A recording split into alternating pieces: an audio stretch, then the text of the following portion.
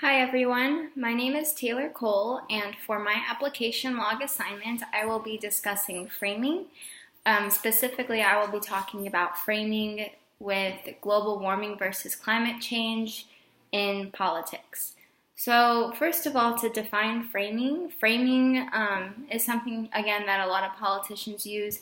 This can make an issue appear more salient, or it could be very one-sided and make only one side of an issue appear to be truthful. It's an overarching way that an idea is communicated, and it can be used either productively and ethically, or it can be used in non-ethical ways.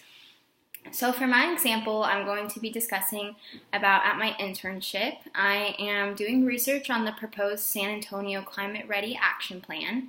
This action plan defines what is happening to our environment right now as a result of global warming, which happens to be climate change, and also addresses San Antonio's goals and proposes a mitigation strategy so that San Antonio can be net carbon neutral by 2050.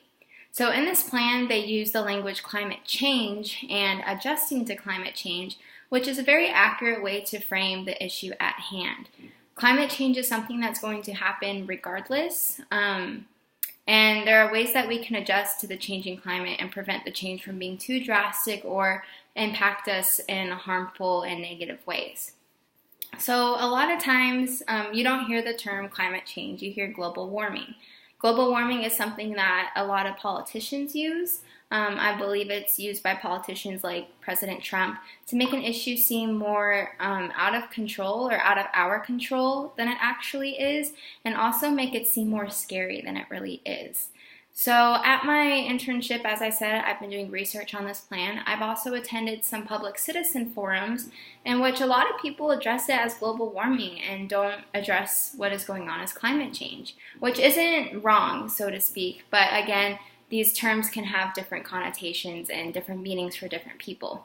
So by using the word climate change, it's not always something that people can get a firm grasp on, depending on education level. Climate, for example, is a word that it can mean a lot of different things. A lot of people don't realize that climate also includes not just the weather, but it also includes the environment and how that's impacted by the animals and the plants that thrive in the environment. So global warming, on the other hand, is a term that can generally be understood in some form by most people, even without an education, because the word global, of course, means global. Pretty much everyone knows what global is. And then warming, everyone knows what warming is. So now that I've discussed the experience, I'm going to make some inferences. Oftentimes, the terms climate change and global warming are used interchangeably. I believe the term global warming is used in contexts that desire kind of a panic or, again, place an urgency on the issue and kind of scare people. Whereas, as I said, global warming isn't an inaccurate way to talk about what's going on with the environment, because the globe is warming. But there are other things to be of concern due to global warming, which is why I believe climate change is a more general and acceptable term, since global warming does create climate change, and climate change includes the plants and the animals as well.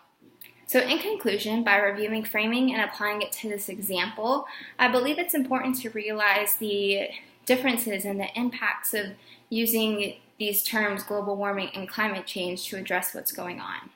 So as I said, the words global and warming put together create an image of something that's bad and can't be stopped. And it's kind of scary to hear global warming, like it's just going to keep exponentially getting warmer, which again isn't entirely wrong. However, the words climate and change put together encompass what's truly happening, and I believe the word change in the term climate change is a very positive thing, and because change is something that can be adjusted to. So with climate change, we can adjust and adapt to what is going on, versus global warming, using that term kind of makes it seem like we're doomed, which isn't the case.